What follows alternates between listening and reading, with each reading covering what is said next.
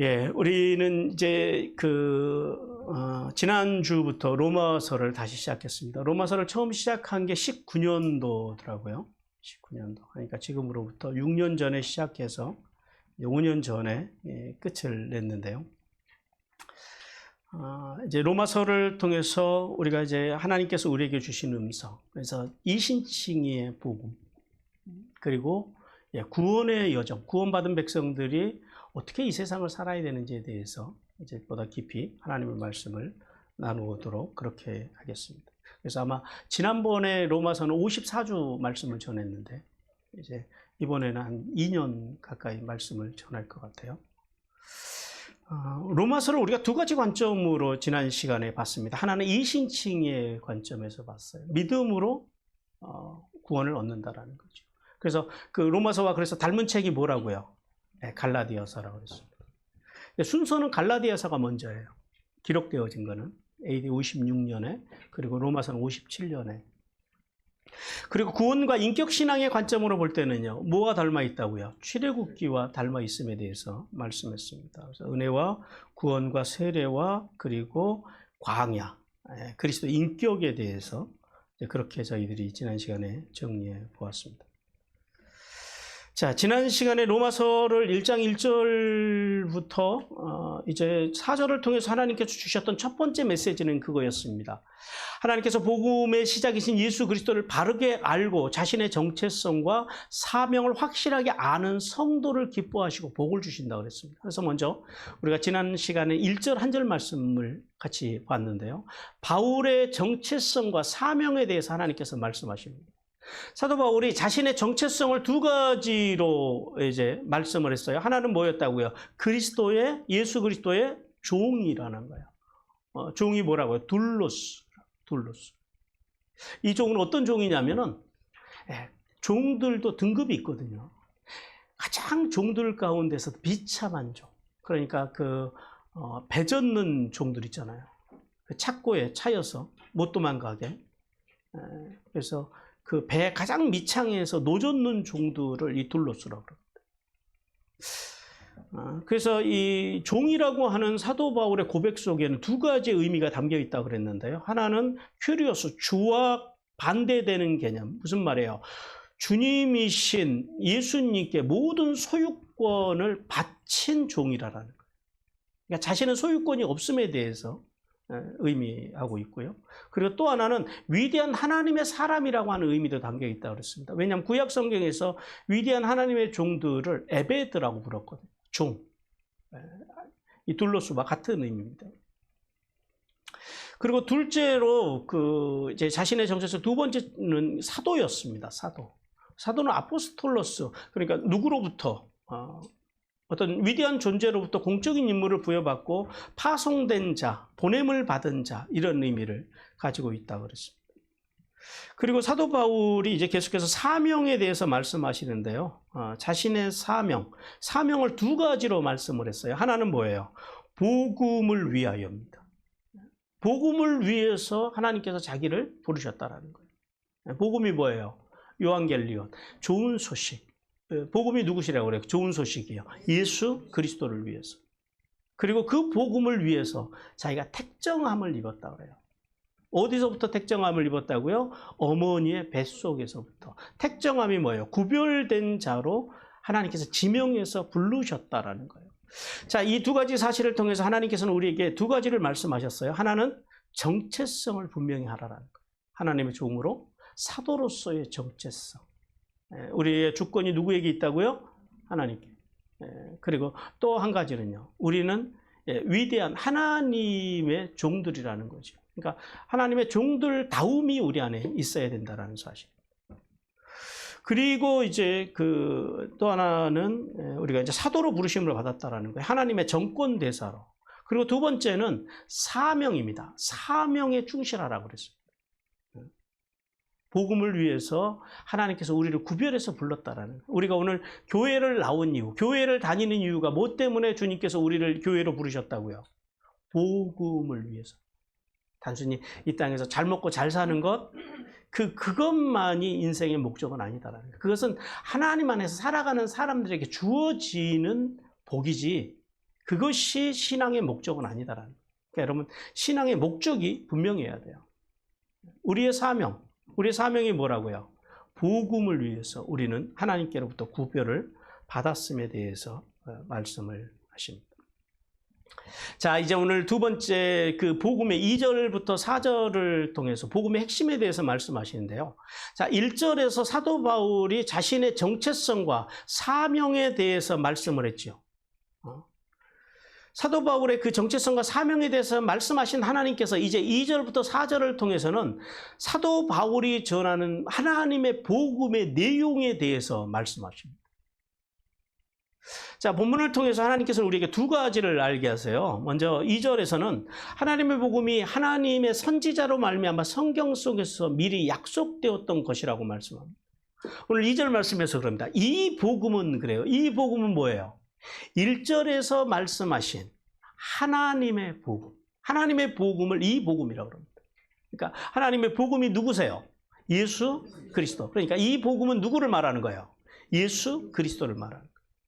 그 복음이, 이 복음이 예수 그리스도는 하나님의 선지자들을 통해서, 여기서 하나님의 선지자라고 하는 그 우리 성경에는 그렇게 번역이 되어 있습니다만은 원문에 보면은 원문에 있는 단어가 하나 빠져 있어요. 그 선지자예요. 그 선지자. 그러니까 이제 그 선지자를 통하여, 여기서 그는 누구예요? 하나님. 하나님께서 선택하신 그 선지자라는 거예요. 하나님의 선지자를 이야기하는 거예요. 그래서 단순히 여기서 선지자라고 하는 것은 어떤 에레미야나 이사야나 이렇게 소선지자서나 대선지자서를 쓴 그 선지자들만 말하는 것이 아니라 그들을 포함해서 노아나 아브라함이나 또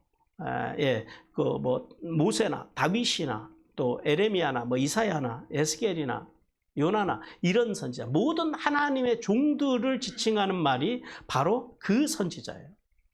그 선지자들을 통해서 누구에 관해서요? 그 아들, 그의 아들. 여기서 그는 누구예요? 하나님의 아들. 하나님의 아들이신 예수 그리스도를 관해서 성경에서 미리 약속하셨다라는 거예요. 근데 원래 그 아들에 관하여라고 하는 이 말은, 이 단어는 원래 2절에 있지 않아요. 원문에는 원래 3절에 있는 말씀이에요. 근데 3절에 있는 말씀을 우리 성경에서, 그 개역개정 성경에서 번역을 하면서 2절로 가지고 온 거예요. 왜 그랬냐면은, 구약 성경에서 그 복음이 미리 알리신 복음, 그 복음이 구약의 선지자들을 통해서 미리 알리신 복음이 누구시라고요? 하나님의 아들이신 예수 그리스도라는 사실을 말하기 위해서 2절에 있는 단어를 3절로 가져와서 우리 성경에서는 그렇게 이제 번역을 했다라는 사실을 우리는 알 수 있습니다. 그래서 이 말씀을 통해서, 2절 말씀을 통해서 바울이 하고자 하는 말씀은 그거예요. 복음이 우연히 생긴 게 아니라고요. 복음이 언제부터 주어졌다고요? 구약시대에. 그러니까 수천 년 전부터, 예수님이 오시기 훨씬 2000년 전부터 구약의 복음이 한 4000년도 더 되는 태초로부터 창조로부터 구약의 모든 종들을 통해서 복음이신 예수 그리스도에 대해서요 미리 약속하셨다는 그 약속이 오늘 이제 2000년 전 예루살렘으로 오셨다라는 거예요. 그러니까 복음의 영원성에 대해서 말씀합니다. 그리고 3절, 4절에서는 복음의 내용과 핵심 두 가지를 알게 하세요. 먼저는 이제 복음의 그 핵심이 그거예요. 육신으로 오신 예수님의 인성에 대해서 말씀을 합니다. 오늘 본문에 보니까 그러죠. 그의 아들에 관하여는 육신으로는 다윗의 혈통에서 나셨고, 이게 무슨 말씀일까요? 육신으로는 다윗의 혈통에서 나셨다라는 것은 복음이신 예수 그리스도, 즉 하나님의 아들은 다윗의 혈통으로 나심으로 완전한 어떤 분이 되셨다고요? 완전한 인성을 가지신 인간으로 오셨음을 이야기합니다.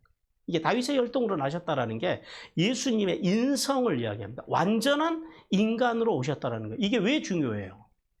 완전한 인간으로 오시는 예수님이 왜 여기서 예수님의 인생을 이렇게 강조를 할까요? 이게 복음의 왜 핵심일까요? 인간의 죄를 처리하기 위해서는 인간이 와야 되는 거예요. 짐승은 인간을 대속할 수 있는 존재가 못 돼요. 근데 인간 중에서도 어떤 인간이어야 되냐면 죄 없는 인간이어야 한다는, 이게 복음의 핵심이에요. 근데 세상에 죄 없는 인간이 있어야 말이죠. 그래서 예수님께서 다윗의 혈통으로 인간의 몸을 입고 인간으로 이 땅에 오셨다라는 거예요. 그래서 이게 복음에서 굉장히 중요한 그 내용입니다. 즉 예수님께서 다윗의 후손인 요셉과 결혼한 마리아를 통해서 이 세상에 오심으로 인간을 대표할 자격이 부여되셨을 뿐만 아니라 구약의 성경에서 예언하시고 유대인들이 그토록 대망하는 메시아로 오셨음에 대해서 말씀을 합니다. 그리고 다음으로는 성결의 영으로 오신 예수님의 신성에 대해서 말씀합니다. 4절 말씀에서는 예수님의 신성에 대한 결정적인 증거를 사도 바울이 이야기를 해요. 자, 여기서 성결의 영으로는 그러죠. 예, 직역을 하면 거룩한 영을 따라서 오셨다라는 거예요. 거룩한 영을 따라서. 그러니까 그냥 인간으로 몸, 인간의 인성으로만, 인성을 가지고 인간으로만 오신 것이 아니라 주님께서 영으로 오셨다라는 거예요. 그래서 예수님의 신성을 이야기합니다. 그래서 오늘 여기 본문에 보면 그래요. 능력으로 그럽니다. 능력으로. 이 능력이라고 하는 말이 어떤 의미를 갖냐면 두나메이라고 그래요. 능력 안에서 왔다라는 거예요. 즉 예수님께서 십자가 위에서 죽으셨으나 무덤에 계시지 않고 하나님의 강력한 능력 안에서 나타난 부활로 하나님의 아들로 선포되셨다는 거예요. 부활하심으로 하나님의 아들로 선포되셨다라는 거예요. 그러니까 예수님의 신성의 결정적인 증거가 뭐예요? 예수님의 부활이라는 거예요. 하나님이시기 때문에 죽은 자 가운데서 살아났다는 거예요. 신성을 가져오셨기 때문에. 그래서 바울은 예수님의 부활을 통해서 인간이 절대 넘을 수 없는 예수님의 신적인 본질에 대해서 증거를 하십니다. 그래서 예수님의 인성을 통해서 예수님이 인간의 대표로 두 번째 아담으로 오신 예수 그리스도에 대해서 말씀하시고요. 예수님의 신성, 영을 따라서 오셨다라고 하는 말씀을 통해서 이제 부활을 그 증거로 이제 내세우면서 신성으로 하나님으로 이 땅에 오셨다라는 거예요. 그러니까 완전한 인간이고 완전한 신으로 예수님이 오셨다라는 사실. 근데 이 사실이 기독교 2000사에 있어서 굉장히 이렇게 많이 토론이 되었던 중요한 주제이기도 합니다. 그리고 이제 바울은 4절 마지막 절에서 그래요. 곧 우리 주 예수 그리스도시니라 이렇게 말씀합니다. 이게 어떤 말씀이냐면 이 말씀을 통해서 2절에서 4절에서 말씀한 복음의 핵심이 뭐라고요? 완전한 인간이시며 완전한 하나님이신 동시에 하나님이신 예수님이 이 우리 주 예수 그리스도라고 하는 게 무슨 말이냐면 그분이 우리의 삶의 우리의 주인이 되셨다는 거예요. 퀴리오스. 그분만이 우리의 삶의 주인이 되셨다는 거예요. 그러니까 모든 믿는 자의 주인이 누구시라고요? 예수 그리스도. 그럼 우리는 그분의 누구라고요? 종이요? 그분의 사도라는 거예요. 사명을 받은 사람들이에요. 그래서 우리가 뭐 그런 이야기 들어보셨죠? 교회에서 사명자 그런 이야기 들어보셨죠? 예, 우리가 그 사명자라. 사명자는 뭐 하는 사람들이에요? 예수 그리스도를 세상에 전하는 사람. 그러니까 교회에서 일하는 사람들이 사명자가 아니라 복음을, 예수 그리스도를 세상에 전하는 사람들, 복음이신 예수님을 전하는 사람들을 사명자라 그래요. 그분이 우리의 주이심을 전하는 사람들. 그래서 이 사실을 통해서 우리가 또 우리 예수님이 우리의 삶의 주인이시며 또 삶의 자리에 늘 그래서 삶의 자리에서 우리가 매일 찾고 바라고 생각해야 할 복된 이름, 그 이름이 누구시라고요? 우리 주 예수 그리스도시라. 자, 성도 여러분, 이 사실을 통해서 하나님께서 우리에게 두 가지를 교훈하세요. 첫 번째 교훈 같이 읽겠습니다. 시작. 갖기 원한다면 성경을 공부하라. 자, 하나님께서는 복음이신 예수님에 대해서 구약의 선지자들을 통해서 미리 알리셨다라는 말씀으로 죄 없으신 예수님의 말씀을 공부하는 일에 우리에게 열심을 내라라고 말씀을 하십니다.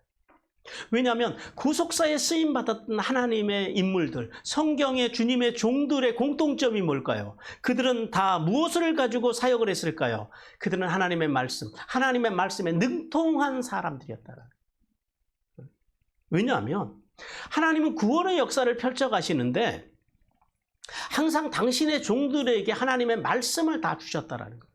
그러니까 그 종들은 뭘 믿었어요? 그 하나님의 말씀을 믿고 존중하고 그렇게 살기 위해서 그들은 발버둥 쳤다라는 거예요. 그렇게 하나님의 종들이 되었다라는 거예요. 그 대표적인 예가 노아입니다. 노아는 홍수가 일어나기 몇 년 전에 하나님께서 홍수에 대해서 말씀해 주셨어요. 120년 전에 대홍수 심판에 대해서 말씀해 주셨고 그 대홍수의 말씀을 그가 믿음으로 그리고 그 말씀을 최고의 가치로 존중하고 그가 대홍수를 어떻게 했다고요? 준비했다라는 거예요. 그렇게 살았다라는 거예요. 우리 창세기 6장 13절 같이 읽습니다. 시작. 하나님이 노아에게 이르시되 모든 혈육 있는 자의 포악함이 땅에 가득함으로 그 끝날이 내 앞에서 이르렀으니 내가 그들을 땅과 함께 멸하리라. 또 한 가지는 뭐냐면 소돔과 고모라의 멸망 때도 마찬가지예요. 그때 하나님께서 당신의 종 아브라함에게 뭐라고 말씀하셨어요? 우리 창세기 20장 17절 같이 읽겠습니다. 시작. 여호와께서 이르시되 내가 하려는 것을 아브라함에게 숨기겠느냐. 네, 당신의 말씀을 하나님의 종들에게 숨기지 않았다라는 거예요. 그리고 남유다가 멸망할 때도 마찬가지예요. 멸망에 대한 말씀도 선지자 에레미야에게 미리 말씀을 하세요. 에레미야 25장 7절 9절 같이 읽습니다. 시작. 너희가 내 말을 순종하지 아니하고 너희 손으로 만든 것으로서 나의 노여움을 일으켜 스스로 해하였느니라. 여호와의 말씀이니라. 보라, 내가 북쪽 모든 종족과 내 종 바벨론의 왕 느부갓네살을 불러다가 이 땅과 그 주민과 사방 모든 나라를 쳐서 진멸하여 그들을 놀램과 비웃음거리가 되게 하며 땅으로 영원한 폐허가 되게 할 것이라. 여호와의 말씀이니라. 예, 그래서 보세요. 초대교회 성도들은요. 초대교회 성도들은 주로 무슨 말씀을 공부하고 연구했을까요? 예수님의 말씀만 연구하고 예수님의 말씀만 들었을 것 같죠? 그러지 않았답니다. 초대교회 성도들은 사도들이 전해준 예수님의 말씀뿐만 아니라 구약의 말씀도 열심히 읽고 배우고 연구했었다 그래요. 왜 그러냐면 복음의 진수, 이신칭의 믿음을 이해하기 위해서는 구약의 말씀을 알아야 했기 때문이라고 그래요. 마찬가지로 우리도 구약 성경을 바르게 알기 위해 신구약 성경을 바르게 알기 위해서 우리는 발버둥 쳐야 합니다. 예수님의 말씀뿐만 아니라 하나님께서 구약의 주의 종들을 통해서 하신 말씀을 바르게 알 때만 우리가 복음의 진수를 보다 선명하게 이해할 수 있고 흔들림 없는 믿음을 소유할 수 있기 때문입니다. 그러므로 우리가 하나님의 나라에 무사하게 안착하기 위해서는 하나님께서 주신 신구약 말씀을 읽고 바르게 알기 위해서 발버둥침으로 하나님의 기뻐하시는 삶을 살아가기를 주님께서 원하십니다.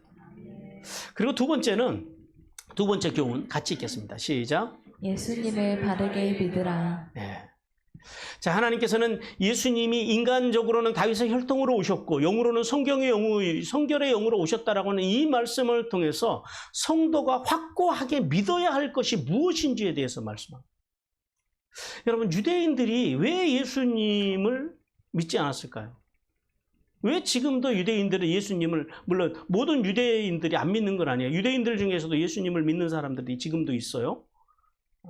근데 유대교회에 있는 사람들은 왜 예수님을 안 믿을까요?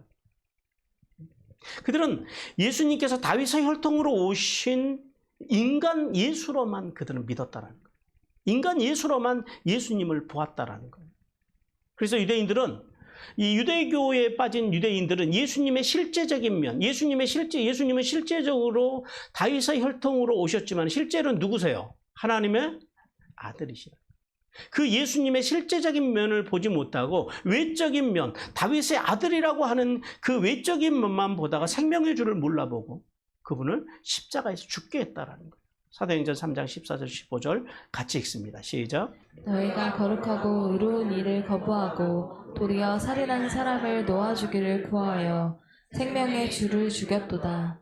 그러나 하나님이 죽은 자 가운데서 그를 살리셨으니 우리가 이 일의 증인이라. 예, 오늘날 이 유대 교인들처럼 교회를 다니면서도 복음을 듣지 않고 믿지 않는 사람들이 교회 안에 있으면 하나님의 아픔입니다.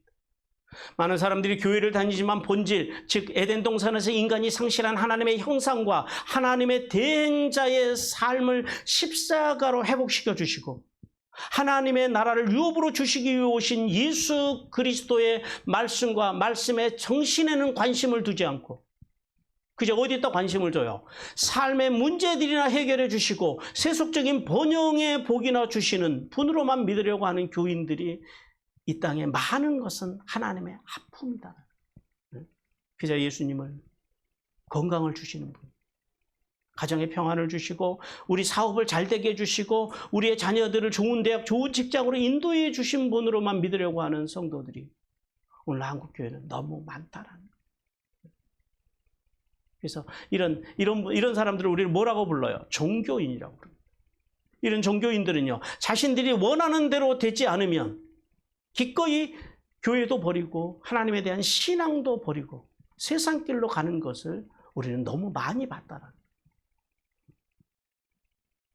따라서 성도는 예수님을요 바르게 믿어야 합니다.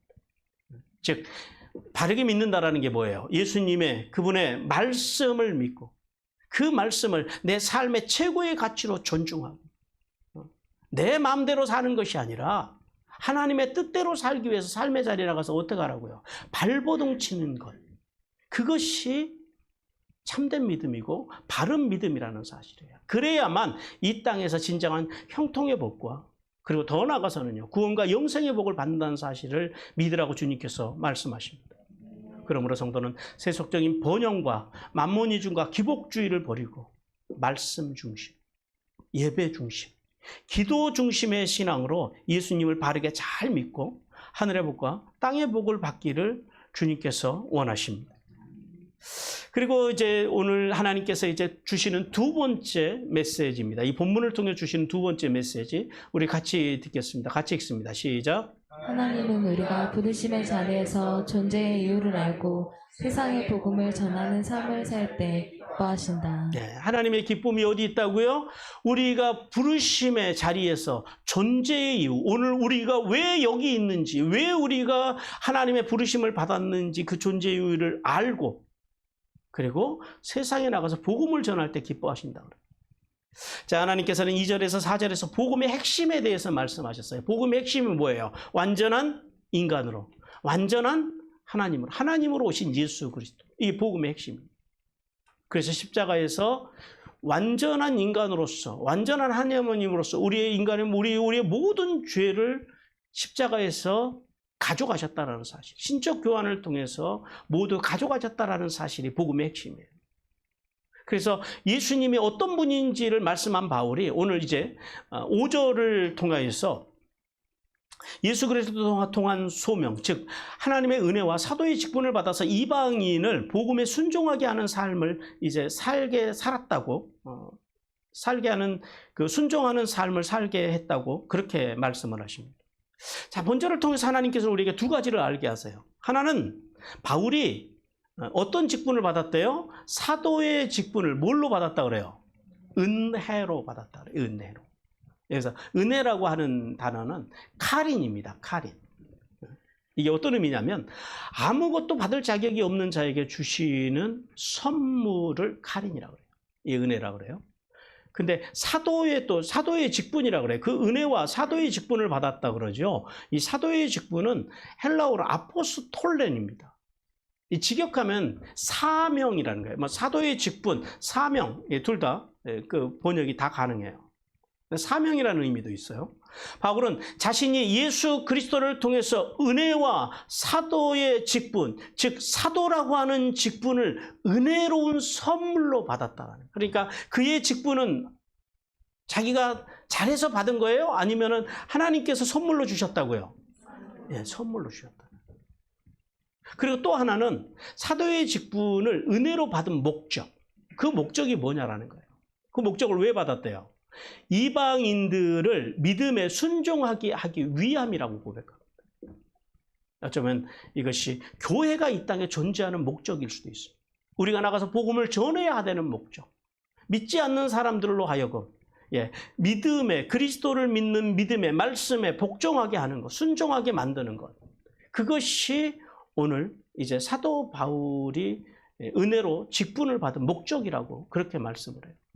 여기서 순종이라고 하는 단어는 그 헬라어로 히파코에라고 합니다. 복종이라는 의미가 훨씬 더 가까워요. 그래서 믿음에 순종하게 하나니 이 말씀을 직역을 하면 이렇게 됩니다. 믿음에 복종하기 위하여 이렇게 되는 거예요. 즉 바울은 자신이 은혜로 사도의 직분을 받은 것이 모든 이방인들을 예수 그리스도를 믿는 믿음에 복종하게 하기 위함이라는 거예요. 따라서 우리가 이거 두 가지를 깨달아야 돼요. 믿음과 순종에 관해서 이 두 가지를 우리가 분명히 여기서 정리를 하고 가야 되는데요. 하나는 뭐냐면 믿음은 우리의 기초예요. 성도의 기초가 뭐라고요? 믿음이에요. 믿음이 있을 때 성도라 그러는 거예요. 왜냐하면 우리는 믿음으로만 의로워지기 때문에 그래요. 우리 로마서 1장 17절 같이 읽습니다. 시작. 복음에는 하나님의 의가 나타나서 믿음으로 믿음에 이르게 하나니 기록된 바 오직 의인은 믿음으로 말미암아 사느니라 함과 같으니라. 의인은 뭘로 산다고요? 믿음으로 산다.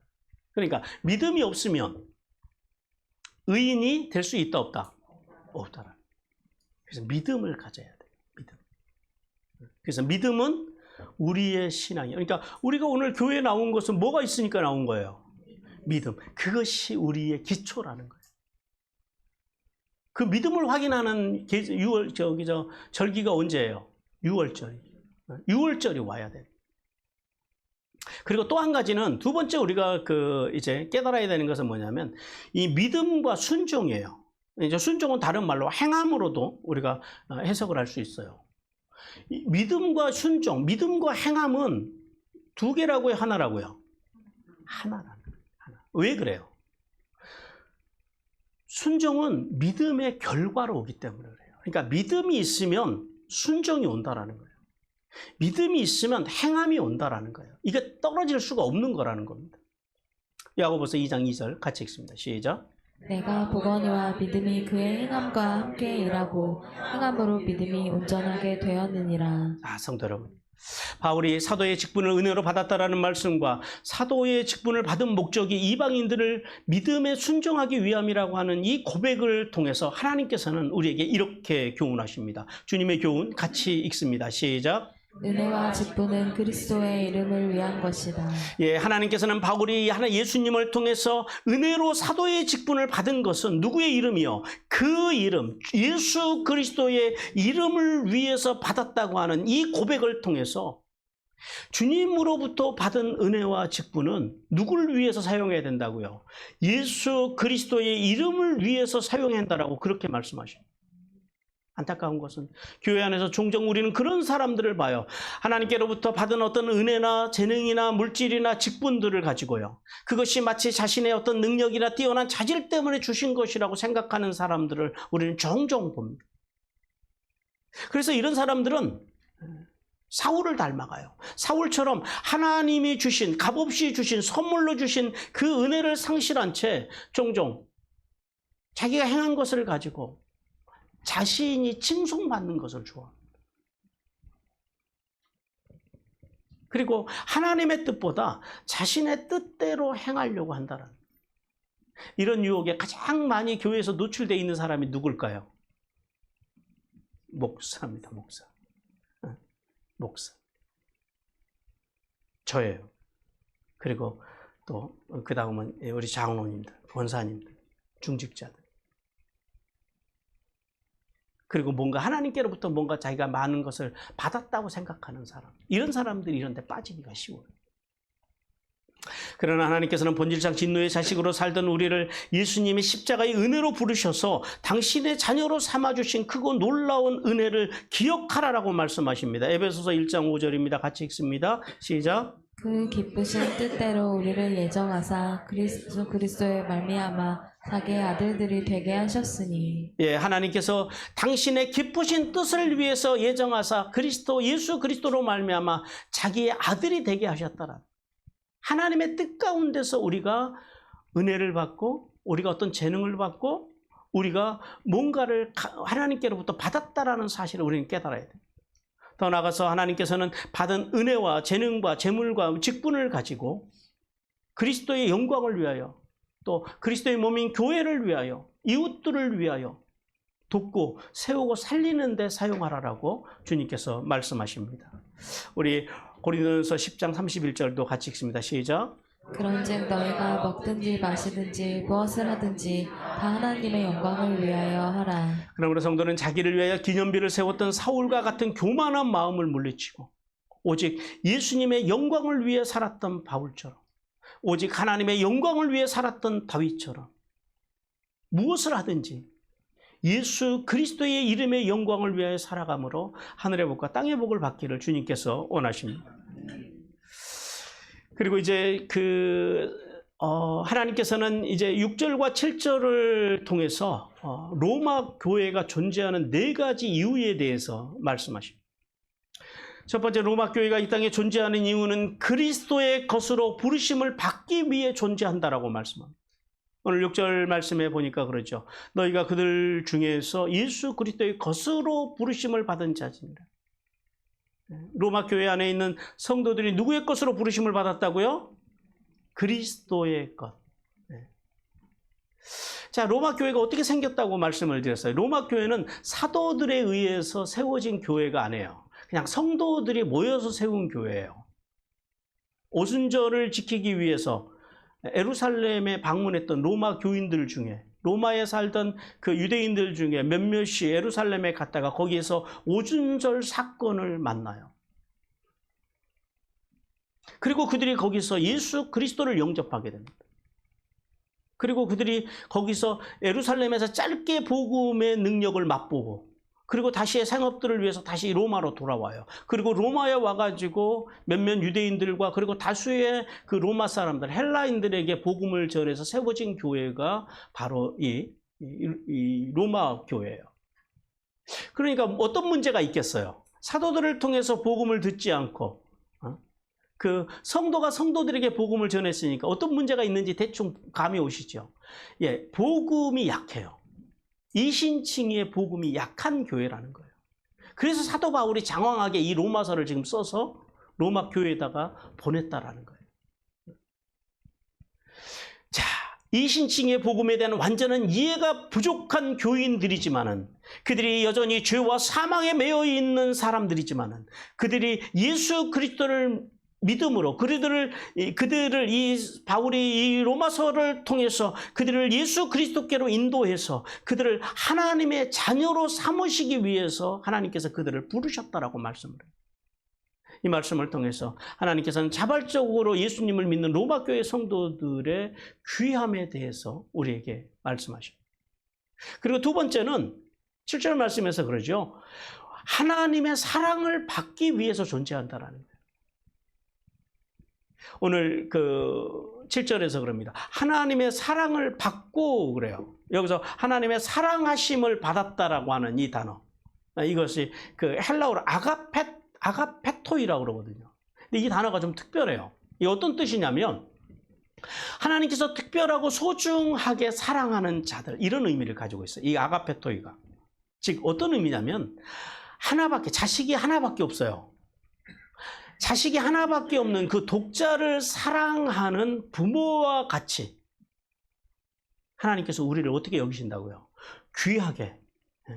그리고 그 귀하게 여기시고 사랑하신다라고 하는 그런 말씀입니다. 그래서 하나님께서는 이 아가페토이, 즉 특별한 사랑하심을 통해서 믿는 성도들을 어떻게 귀하게 여기시는지, 어떻게 사랑하시는지를 우리에게 알게 하십니다. 그리고 세 번째는 성도로 부르심을 받기 위해서 로마 교회가 존재한다 그래요. 성도라고 하는 것은 히브리어로 하기오이스입니다. 하기오이스. 이게 그 원문 그대로 보면 하나님께 헌신된, 신에게 바쳐진 거룩한 이런 의미를 가지고 있어요. 그러니까 성도로 부르심을 받았다라고 하는 말씀을 직역을 하면 이렇게 되는 거죠. 거룩한 자들로 부르심을 받은 자들에게 그래요. 자, 하나님께서 로마 교회 성도들을 어떻게 부르셨다고요? 하나님께 바쳐진 자들로 부르셨다라는 거예요. 하나님께 바쳐진 자들을 누구라고 부른다고요? 성도라고 그래요. 성도. 이제 교회 안에는 두 부류의 사람들이 있는 거예요. 교인이 있어요. 교회를 다니는 사람들이 있어요. 그리고 그 교인들 가운데 또 누가 있다고요? 성도가 있다고. 자신의 생애를 하나님께 바치고 살아가는 사람들이 있다는 거예요. 하나님께서는 로마 교인들을 예수님의 부르심을 받아서 그들이 헌신함으로 인해서 그들에게 특별한 신분, 즉 하나님께 바쳐진 성도라는 신분을 갖게 되었음에 대해서, 그 신분을 갖게 하기 위해서 부르셨음에 대해서 말씀을 하십니다. 이 말씀을 통해서 하나님께서는 성도가 교회를 다니는 자가 아니라 예수님을 삶의 주인으로 모시고 자기를 위해 살지 않고 예수님의 말씀과 말씀의 정신으로 하나님의 영광을 위해 사는 것이 중요함에 대해서 우리에게 말씀하십니다. 그리고 이제 마지막 네 번째는 은혜와 평강을 누리기 위해서 존재했다고 해요. 오늘 여기 7절 말씀 하반절에서 그러죠. 하나님 우리 주 아버지와 우리 주 예수 그리스도로부터 은혜와 평강이 있기를 원하노라. 이 말씀은 성경을 읽다 보면 굉장히 자주 쓰여요. 최소한 12번 쓰입니다. 왜 그러냐면은 이게 사도 바울이 그 서신서를 몇 개를 기록했다고요? 13개를 기록. 근데 그 중에 딱 하나, 데살로니가 전서를 빼고 나머지 모든 책에서 이렇게 인사를 해요. 이게 모든 책에서 은혜와 평강으로 각 교회에 다 문안 인사를 해요. 그러면 은혜가 뭐냐? 은혜는 카리스예요. 이게 근데 그 은혜는 헬라인들의 인사법입니다. 헬라인들의 인사법이에요. 그러니까 그 사람들은 우리는 뭐라고 인사해요? 만나면 처음 만나면 안녕 이게 우리 정서예요. 그리고 또 하나는 뭐예요? 식사하셨습니까? 인사예요. 먹는 거. 우리는 이 먹는 것에 진심인 민족이잖아요. 이게 우리의 정서예요. 근데 이 사람들은 은혜, 카리스 그러는 거예요. 이게 인사예요. 그들의 정서예요. 헬라인들은. 근데 이 카리스가 어떤 의미냐면은 받을 자격이 없는 자들에게 대한 분에 넘치는 사랑을 은혜, 카리스라고 그래요. 이거는 헬라인들의 인사법이에요. 그 평강은요, 헬라어로 에이레네라고 하고 히브리어로는 이게 뭐라고 하냐면 샬롬이라고 그러거든요. 이거는 누구의 인사법일까요, 그러면은? 히브리인식 인사법이에요. 히브리인들은 서로 만나면 샬롬 샬롬 그래요. 샬롬을 2번 하더라고요. 그래서 왜 2번 하냐 그랬더니 나에게 평안이 그리고 당신에게도 평안이 이런 말이에요. 그래서 2번 하는 거예요. 그래서 그러니까 결국은 뭐예요? 바울이 지금 누구의 인사법? 헬라인들의 인사말인 카리스, 즉 은혜와 히브리인들의 인사말인 에이레네, 평강. 그 은혜와 평강을 가지고 이제 로마 교인들에게 인사를 하면서 이 은혜와 평강이 누구로부터 나오는 거라고요? 오늘 본문 보세요. 우리 하나님, 우리 아버지와 주 예수 그리스도로부터 나온다라는 거예요. 은혜와 평강이 누구로부터 나온다고요? 아버지 하나님과 예수 그리스도로부터 나온다라는 거예요. 즉 무슨 말이야? 믿음으로부터 나온다라는 거예요. 믿는 자들에게 주어지는 선물이 뭐라고요? 은혜와 평강이래요. 은혜와 평강.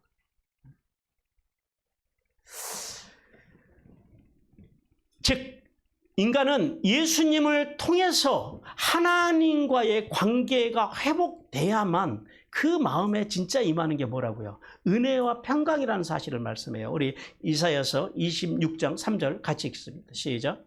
주께서 심지가 견고한 자를 평강하도록 지키시리니 이는 그가 주를 신뢰함이니라. 예, 주님을 신뢰하는 사람. 신뢰가 뭐예요? 아만, 믿는 사람. 하나님을 믿는 사람들에게 하나님께서 주시는 게 뭐라고요? 은혜와 평강이라. 반대로 말하면요, 믿지 않는 사람들 속에는요, 은혜와 평강이 있을 수가 없다라는 거예요. 그러니까 은혜와 평강을 누리는 삶을 살려면 누구를 잘 믿어야 돼요? 예, 예수님을. 근데 그 믿는다라는 게 믿음이 뭐라고요? 그분의 말씀을 믿고 그 말씀을 존중하고 그렇게 살기 위해서 발버둥 치는 거. 이게 믿음이라는 거예요. 그 믿음 생활을 할 때 하나님 아버지와 주 예수 그리스도로부터 은혜와 평강이 우리에게 임한다라는 사실을 믿으라고 주님께서 말씀하십니다. 성도 여러분, 하나님께서는 로마 교회의 4가지의 존재 이유를 통해서 우리에게 이렇게 교훈하십니다. 주님이 주시는 교훈 같이 듣겠습니다. 같이 읽습니다. 시작. 존재의 이유를 알고 부르심에 합당한 삶을 살라. 자, 주님께서 4가지의 존재 이유를 말씀하셨어요. 로마 교회가 그리스도의 것으로 로마 교회를 그리스도의 것으로 부르신 하나님께서 오늘 우리도 누구의 것으로 부르셨다고요? 그리스도의 것. 그리스도의 종이요, 그리스도의 사도로 사명을 주셔서 우리를 부르셨다라는 사실을 믿으라고 말씀하십니다. 그리고 로마 교회를 사랑받는 존재로 부르신 하나님께서 오늘 우리를요, 특별하고 소중한 존재로 사랑하고 계심을 믿으라라는 거예요. 우리는 사랑받기 위해서 태어난 사람. 오늘 우리가 이렇게 모여서 예배하는 이유는 뭐 때문에 우리가 하나님을 예배해요? 하나님의 사랑을 받기 위해서 예배한다라는 사실을 우리는 깨달아야 돼요. 그러니까 사실은 예배 시간마다 여러분들은 뭘 누리셔야 되냐면 하나님의 그 풍성한 사랑의 품을 누려야 돼요. 여러분이 집에 돌아가실 때 그 하나님의 풍성한 품에서 그 사랑을 느끼고 여러분이 돌아간다면 그 예배는 여러분 성공한 예배예요. 예배를 끝나고 집에를 가는데 뭔가 허망해. 이게 뭐 예배에 문제가 있는 거예요. 그러니까 교회는 그래서 불편한 곳이 되면 안 돼요. 그러니까 성도들 간에 불편한 관계가 교회는 있으면 안 돼요. 교회는 사랑을 누리는 곳이 되어야 된다라는 거예요. 그리고 또 로마 교회를 하나님께서 성도로 부르셨다 그러잖아요. 로마 교회를 성도로 부르신 하나님께서 오늘도 우리를 거룩한 존재, 성도로 부르고 계신다라는 거예요. 근데 누가 성도라고요? 하나님을 믿는 사람, 신뢰하는 사람, 하나님의 말씀을 믿는 사람. 그러니까 교회를 잘 다니려면 우리가 하나님 앞에서 성도로 거룩한 그 부르심의 자리로 나가려면 우리가 뭘 잘해야 되겠어요? 하나님의 말씀을 잘 알아야죠. 그러니까 말씀 공부를 열심히 하세요. 공부를 해야지 알죠. 공부를 안 하는데 어떻게 아냐고요. 그리고 로마 교회를 은혜와 평강으로 부르신 하나님께서 오늘도 우리도 분에 넘치는 은혜와 십자가의 사랑으로 하나님과 화목하게 된 평강을 넘치는 존재로 우리를 부르셨음을 믿으라고 주님께서 말씀하십니다. 따라서 성도는 아무런 공로 없는 우리를 예수님을 믿는다고 하는 그 단 한 가지의 이유 때문에 하나님의 자녀로 그리고 하나님 나라의 상속자로 우리를 부르시고 우리에게 그 믿는다고 하는 그 단 한 가지 이유 때문에 은혜와 사랑을 주셨음에 대해서 감사하고 감격하는 은혜가 넘치시기를 바랍니다.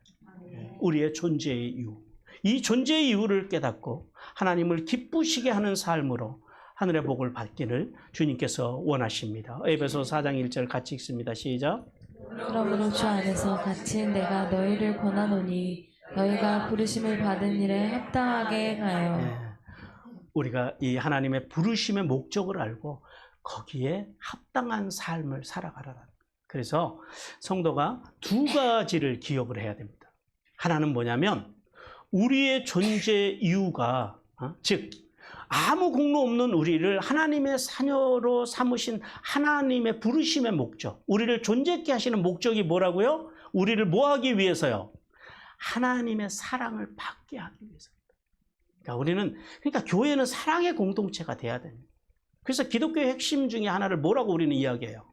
사랑이라는 거예요. 교회에서는 사랑이 메마르면 안 됩니다. 왜요? 그것이 우리의 부르심의 목적 중에 하나라는 거예요. 근데 사랑은 일방적으로 하는 거예요? 피차하는 거예요? 피차하는 거예요. 요한일서 4장 10절 같이 읽습니다. 시작.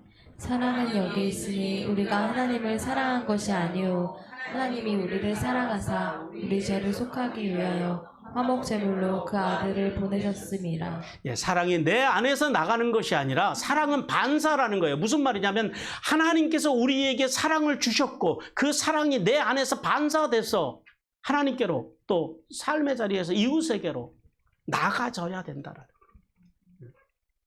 그래서 그 사랑받는 존재로 우리를 세우기 위해서 누가 화목제물로 오셨다고요? 예수님이 화목제물로 이 땅에 오셨다. 그리고 또 하나는 세상과 구별된 삶, 즉 깨끗하고 선한 삶으로 하나님께 영광을 드리기 위함이라는 사실을 우리는 깨달아야 됩니다. 디도서 2장 14절 같이 읽습니다. 시작. 그가 우리를 대신하여 자신을 주심은 모든 불법에서 우리를 속량하시고 우리를 깨끗하게 하사 선한 일을 열심히 하는 자기 백성이 되게 하려 하심이라. 예, 우리를 하나님께서는 우리에게 구별된 삶, 즉 뭐예요? 깨끗하고 우리를 깨끗하게 하셔서 뭐에 열심을 내기 위해서 우리를 백성 되게 하셨다고요? 선한 일, 착한 일, 좋은 일. 그러니까 예수 믿는 사람들이 잘 살아야 돼요. 세상에서 비상식적이고 비논리적이고 비이성적으로 사는 사람이 되면 안 된다. 비도덕적으로 사는 사람이 되면 안 된다. 예수 믿는 사람들이요. 똑똑해야 돼요. 하나님의 진리의 말씀을 가지고 세상을 바로 분별할 수 있어야 된다는 하나님의 말씀의 진리의 말씀을 가지고 세상을 판별하면서 살아갈 수 있는 능력이 있어야 된다는 누가 전해주는 말, 누가 들려주는 말, 자기의 주관도 없이 그렇게 휩쓸려 다니는 인생들이 아니라 하나님의 진리의 말씀에 굳게 서서 선한 일, 착한 일, 하나님이 가장 귀히 여기시고 선히 여기시는 일이 뭐예요? 생명이요. 생명을 돕고 세우고 살리는 그 일을 통해서 하나님의 영광을 드러내는 삶을 살아가라고 말씀하십니다. 그러므로 성도는 복음이신 예수님의 십자가의 희생으로 우리를 하나님의 자녀로 삼으시고 천국 백성으로 부르신 존재의 이유를 분명히 알고 그 부르심의 소명의식을 가지고 예수님의 소유답게 복음과 그리스도의 몸인 교회를 위해서 희생과 헌신의 삶을 살아감으로 하늘의 복과 땅의 복을 받기를 주님께서 원하십니다. 사랑하는 성도 여러분, 존재 이유를 아는 사람의 인생은 행복합니다. 왜냐하면 삶의 목적이 분명하기 때문에 그래요. 우리의 존재의 이유는 복음이신 예수 그리스도 안에서 사랑하고 사랑받고 사랑하는 그 존재, 그리고 더 나아가서 그 사랑받는 사람으로서 반사, 그 크고 놀라운 은혜의 복음을, 그 사랑을 삶의 자리에서, 가정에서, 그리고 이웃들에게 전하고 선포하며 살아갈 때 하나님의 놀라운 페이버를 누리게 된다는 사실을 깨닫기를 주님께서 원하십니다.